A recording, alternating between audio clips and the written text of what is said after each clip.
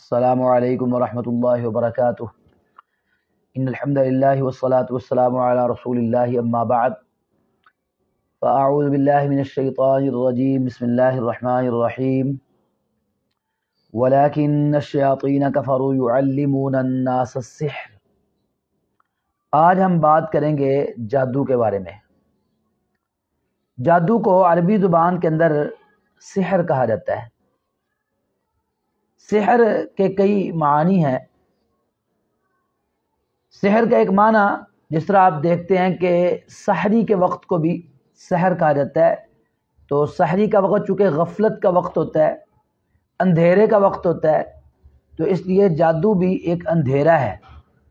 اور جادو جو ہے ایسے امر کو کہا جاتا ہے جس میں شیاطین کو خوش کر کے ان کی مدد حاصل کی گئی ہو۔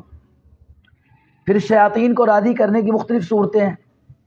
کبھی ایسے منتر پڑھے جاتے ہیں جن میں کفر اور شرک کے کلمات ہوتے ہیں، اور شیطانوں کی مدح سرائی کی گئی ہوتی ہے، جس سے شیطان خوش ہو جاتا ہے اور اس جادوگر کی مدد کرتا ہے جو یہ سارے منتر پڑھ رہا ہوتا ہے اور شیطان کو خوش کر رہا ہوتا ہے۔ اس میں آپ نے ایک بات یاد رکھنی ہے کہ جادو اثر کیسے کرتا ہے، یہ کام کیسے کرتا ہے، اس کا طریقہ واردات کیا ہے۔ جیسا کہ احادیث سے بھی یہ بات ثابت ہے، رسول اللہ صلی اللہ علیہ وآلہ وسلم پر جادو ہوا تھا۔ سیدنا زید بن ارقم رضی اللہ تعالیٰ عنہ سے روایت ہے کہ ایک یہودی نے نبی صلی اللہ علیہ وسلم پر جادو کیا، تو اس نے جو جادو کیا تھا وہ کیا تھا؟ آپ کے بال لیے، ان کو گرہیں لگائیں، اور اسی طرح آپ کی جو استعمال شدہ کچھ چیزیں تھیں وہ لیں، ان پر کوئی منتر وغیرہ پڑھ کے پھونکے ماری، اور ان کو ایک کنویں کے اندر رکھ دیا گیا۔ دوسری روایات میں ثابت ہے کہ لبید بن عاصم یہودی تھا اور اس کی بیٹیاں تھیں جنہوں نے یہ جادو کیا تھا۔ اب اس حدیث سے ہمیں یہ معلوم ہوتا ہے کہ جادوگر کیا طریقہ اختیار کرتے ہیں جادو کرنے کے لیے، کہ جس پر جادو کرنا ہوتا ہے اس کی کوئی استعمال شدہ چیز لی جاتی ہے، اس کے جسم کے بال، اس کے سر کے بال لیے جاتے ہیں، اور اس طرح کی چیزیں لی جاتی ہیں، اور پھر ان پر کوئی منتر وغیرہ پڑھ کے جو انہوں نے وہ اپنے چلے وغیرہ کیے ہوتے ہیں، اور پھر اس کو کسی جگہ پر دبا دیا جاتا ہے۔ اب اگلا مرحلہ شروع ہوتا ہے۔ اب جب وہ دبا دیا جاتا ہے تو وہ شیاطین جو اس جادوگر کی مدد کر رہے ہوتے ہیں، اب وہ اس چیز کے اوپر پہرا دیتے ہیں۔ دوسرے لفظوں میں آپ یہ کہہ سکتے ہیں کہ شیطانوں کو مقرر کر دیا جاتا ہے اس انسان کے اوپر کہ جس پر جادو کیا گیا ہے۔ اب جس چیز کا جادو ہوتا ہے وہ ویسے ہی اس کو تنگ کرتا ہے۔ اب پھر جادو کی مختلف اقسام ہوتی ہیں، مختلف کاموں کے لیے جادو کیا جاتا ہے۔ مثلا آج کل ہمارے معاشرے کے اندر سب سے زیادہ جو جادو کیا جا رہا ہے وہ زیادہ تر آپ دیکھیں گے رشتوں کی بندش کے معاملے کے اندر جادو کیا جاتا ہے۔ جب بھی کسی بچی پر جادو کر دیا جاتا ہے، اس کا رشتہ باندھ دیا جاتا ہے، تو اب جب اس کا رشتہ دیکھنے کے لیے لوگ آتے ہیں، ان سے ملاقات کرتے ہیں، بچی کو دیکھتے ہیں، پسند آتی ہے، گھر دیکھتے ہیں، سب کچھ ٹھیک ہوتا ہے، بہت سارے لوگ آپ دیکھیں گے شکایت کرتے ہیں جی بعد میں وہ کوئی جواب ہی نہیں دیتے یا انکار کر دیتے ہیں۔ ٹھیک ٹھاک جاتے ہیں، خوش ہوتے ہیں، لیکن جا کے انکار کر دیتے ہیں، یہ جواب نہیں دیتے۔ اس کی وجہ کیا ہوتی ہے کہ وہ شیاطین جو ہیں وہ مسلسل پھر ان کے دماغ کے اندر یہ بات ڈالتے ہیں کہ یہ ٹھیک نہیں ہے، اور اس طرف ان کو راغب نہیں ہونے دیتے۔ اور جادو کی جو مین بیسک جو جادو کا پوائنٹ ہے وہ بھی یہی ہے۔ اللہ رب العالمین نے بھی قرآن مجید میں فرمایا وَيَتَعَلَّمُونَ مِنْهُمَا مَا يُفَرِّقُونَ بِهِ بَيْنَ الْمَرْءِ وَزَوْجِهِ، وہ ان سے وہ جادو سیکھتے ہیں کہ جس کے ذریعے خامد اور بیوی کے درمیان تفریق ہو جائے۔ اب اس تفریق کی ایک شکل تو یہ ہوتی ہے کہ رشتہ باندھ دیا گیا، شادی ہو ہی نہیں رہی، یہ بھی ایک تفریق کی شکل ہے۔ اور ایک تفریق کی شکل یہ ہے کہ شادی تو ہوئی ہے اور میاں بیوی ہیں، لیکن میاں بیوی کے اندر آپس میں اختلافات، صبح شام لڑائی، گھر آتے جاتے لڑائی، بات پہ لڑائی، اور نہ بھی کوئی وجہ تو اس پہ بھی لڑائی، میاں بیوی ایک دوسرے کے ساتھ بولتے ہی نہیں ہیں۔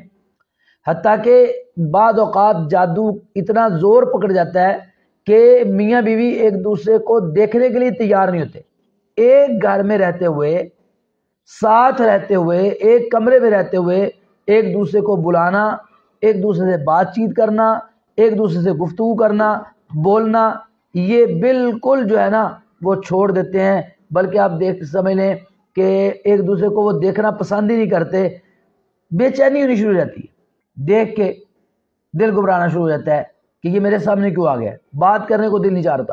مرد دوسرے لوگوں کے ساتھ ہنس رہا ہوتا ہے، باتیں کر رہا ہوتا ہے، خوش ہو رہا ہوتا ہے، گھر کے دیگر افراد کے ساتھ بہت اچھا ماحول ہوتا ہے، لیکن جو ہی اپنے کمرے میں جاتا ہے، بیوی کے ساتھ سامنا ہوتا ہے، تو اس کا ماحول ہی بدل جاتا ہے، اس کا ذہن ہی تبدیل ہو جاتا ہے.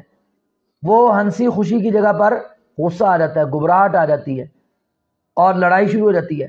ایسی بیوی باقی رشتہ داروں کے ساتھ، خاوند کے بہن بھائیوں کے ساتھ، اپنے سسرال والوں کے ساتھ بالکل خوش رہ رہی ہوتی ہے، لیکن جو ہی خاوند کا سامنا ہوتا ہے اسی وقت اس کا مزاج تبدیل ہو جاتا ہے. تو اچانک یہ مزاج تبدیل ہو جانا یہ علامت ہوتی ہے جادو کی. اور اللہ رب العالمین نے بھی مین وجہ اس کی یہی بیان فرمائی جادو کی کہ جادو جو ہوتے ہیں وہ ہوتا ہی اس لیے کہ ما یفرقون بھی بین المرء و زوجہ، خاوند اور بیوی کے درمیان جدائی ڈالنے کے لیے. اور صحیح مسلم کی ایک حدیث ہے، رسول اللہ صلی اللہ علیہ وسلم کے شیطان جو ہے نا اپنے ایجنٹوں کے بڑے بڑے کارناموں پر خوش نہیں ہوتا، لیکن اس بات پر بہت خوش ہوتا ہے کہ اس کا کوئی پیروکار میاں بیوی کے درمیان تفریق کروا دے. اسی طرح محبت کے لیے جادو ہوتا ہے. اسی طرح ایک جادو ہوتا ہے کاروبار کی بندش کے لیے. دکان بند، چلتی چلتا کاروبار بند ہو جاتا ہے، سارا دن انسان دکان میں بیٹھا مکھیاں مار رہا ہے، فیکٹری چل رہی ہے، بہترین پیسہ آ رہا ہے، کما رہے ہیں، اچانک کام بھی ہو رہا ہوتا ہے، سارا کچھ ہو رہا ہوتا ہے، لیکن آمدن بند ہو جاتی ہے. بس اوقات فیکٹری چل رہی، چیزیں ٹوٹنا شروع ہو جاتی ہیں، اور اس طرح کے معاملات شروع ہو جاتے ہیں. تو یہ بھی جادو کی ایک قسم ہوتی ہے، کاروبار پر بندش لگا دی جاتی ہے. اب وہ اسی پوائنٹ پہ آئیں کہ کوئی چیز لے کر اس کو کہیں دفن کر دیا گیا، چھپا دیا گیا، اس پر جادو کیا گیا ہے. اب شیاطین کی ڈیوٹی ہے. اب شیاطین جو ہیں وہ تنگ کر رہے ہیں، پریشان کر رہے ہیں، حتیٰ کہ آپ اندازہ کریں کہ شیاطین جو ہیں وہ اس قدر بعض معاملات میں لوگوں کو تنگ کرتے ہیں کہ لوگ بیمار پڑ جاتے ہیں، اٹھنا محال ہو جاتا ہے. ہاسپٹل کے اندر جاتے ہیں، چیک اپ کرواتے ہیں، ڈاکٹر کہتے ہیں بالکل ٹھیک ٹھاک ہے. ٹیسٹ کروائے جاتے ہیں، مریض بالکل ٹھیک ٹھاک ہوتا ہے، اس کے ٹیسٹ بالکل کلیئر آتے ہیں، لیکن مریض اٹھ ہی نہیں سکتا بیچارہ، اور بیماری دن بدن بڑھتی جاتی ہے، کمزوری بڑھتی جاتی ہے، مریض سے اٹھنا محال ہو جاتا ہے. تو یہ جادو کی مختلف شکلیں ہیں جو کر دی جاتی ہیں، حتیٰ کہ انسان کو بڑے بڑے خطرات کا سامنا کرنا پڑ جاتا ہے جس پر جادو کیا گیا ہو. حتیٰ کہ ایسا وقت بھی آ جاتا ہے کہ انسان کو نماز پڑھنا اچھا نہیں لگتا، قرآن کی تلاوت کرنا اچھا نہیں لگتا. بڑے بڑے نمازی لوگوں کو ہم دیکھتے ہیں کہ نماز چھوڑ دیتے ہیں، مسجد میں آنے کو دل نہیں کرتا، قرآن کے قاری تلاوت کرنا چھوڑ دیتے ہیں، پڑھنے کو دل نہیں چاہتا، سستی غفلت میں مبتلا ہو جاتا ہے. حتیٰ کہ بعض اوقات انسان کو جادو کے ذریعے قتل تک کر دیا جاتا ہے. کالا جادو کرنے والے ایسے بھی ہوتے ہیں جو جیتے جاگتے انسان کو موت کی نیند سلا دیتے ہیں. بعض لوگ کہتے ہیں جی یہ کیسے ہو سکتا ہے کہ کوئی کسی کو قتل کر دے؟ موت تو اللہ تعالیٰ نے لکھی ہوئی ہے، موت تو اللہ تعالیٰ نے لکھی ہے، اپنے وقت پہ آتی ہے. آپ دیکھیں نا، ایک شخص وہ کسی کو قتل کر دیتا ہے، کسی آلے کے ساتھ، تلوار کے ساتھ قتل کر دیتا ہے، گولی کے ساتھ مار دیتا ہے، تو اب یہ بھی تو موت اپنے وقت پہ ہی آئی ہے نا، یہ لکھا ہوتا ہے کہ گولی کے ساتھ اس نے مرنا ہے. ایسے ہی شیاطین کو انسانوں پر مسلط کر دیا جاتا ہے جو اس کو تنگ کرتے ہیں، تاکہ قتل تک نوبت پہنچ جاتی ہے، وہ مرنے تک نوبت پہنچ جاتی ہے، بیماریوں تک نوبت پہنچ جاتی ہے، فقر و فاقہ تک نوبت پہنچ جاتی ہے. تو آج کے ہمارے اس معاشرے کے اندر جادو بہت زیادہ عام ہو گیا ہے. لوگوں کا ہمارے پاکستان کے اندر ہم بہت زیادہ جادو کی طرف رجحان بڑھتا جا رہا ہے، حسد کی وجہ سے، بغض کی وجہ سے، نفرت کی وجہ سے، دشمنی کی وجہ سے. آپس میں گھر میں کوئی بات ہو گئی، کوئی لڑائی ہو گئی، محلے داروں کی کوئی لڑائی ہو گئی، نیبرز کی آپس میں کوئی اونچ نیچ ہو گئی، تو لوگ جادو کروانے پہنچ جاتے ہیں. سب سے بڑی وجہ جادو کی جو آج کل چل رہی ہے وہ حسد ہے. کسی کو کھاتا ہوا دیکھ نہیں سکتے, کسی کی دکان چل رہی ہے, کسی کا کاروبار چل رہا ہے, اس کے اپنے ہی رشتہ دار, اپنے ہی اعزاء و اقارب کہتے اچھا اس کی دکان چل رہی, بند کرواؤ بھائی. کیسے بند کرواؤ؟ وہ اب پہنچ جاتے ہیں جادوگروں کے پاس. اور سب سے زیادہ رش ان جادوگروں کے پاس ہوتا ہے جو عیسائی ہوتے ہیں. لوگوں کا یہ یقین ہے کہ چونکہ یہ عیسائی کافر ہیں, یہ تو سب کو پتا ہے کہ جادو کفر ہے. قرآن جی نے اللہ تعالیٰ نے فرمایا کفر ہے. اللہ تعالیٰ نے فرمایا وما کفر سلیمان, سلیمان علیہ السلام نے کفر نہیں کیا, ولکن الشیاطین کفروا یعلمون الناس السحر, شیطان کفر کرتے ہیں جو لوگوں کو جادو سکھاتے ہیں. تو جادو سیکھنا, جادو سکھانا کفر ہے. بعض لوگ کہتے ہیں جی جادو برحق ہے لیکن اس کا سیکھنا یا سکھانا کفر ہے, اس کا کرنا کفر ہے. یہ برحق نہیں ہے, یہ جملہ غلط ہے. جادو برحق ہے, یہ اصل میں جادو برحق کہنے کا مطلب ان کا یہ ہوتا ہے کہ جادو چل جاتا ہے. آپ یہ کہیں کہ جادو چل جاتا ہے, برحق کا معنی ہوتا ہے کہ یہ حق پر ہے, تو یہ حق پر نہیں, جادو تو کفر ہے. اور اسلام کے اندر جادوگر کی سزا متعین کی گئی ہے, اور وہ سزا کیا ہے؟ جادوگر کی سزا رسول اللہ صلی اللہ علیہ وسلم نے جو بیان فرمائی ہے اور جو اس کی سزا دی جاتی ہے اسلام کے اندر وہ قتل ہے. نبی کریم صلی اللہ علیہ وسلم نے فرمایا کہ جادوگر کے لیے مقرر کردہ سزا یہ ہے کہ اسے تلوار سے قتل کر دیا جائے. اور اس قانون پر خلفائے راشدین نے سختی سے عمل کیا.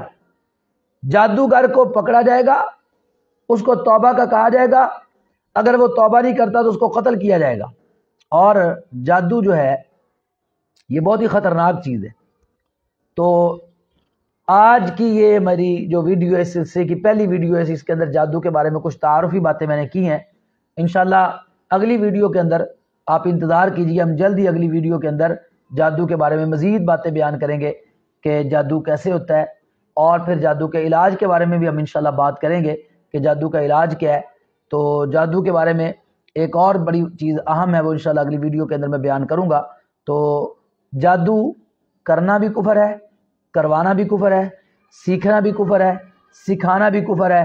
اسلام میں اس کی سزا قتل ہے اور اس سے بچنا چاہیے.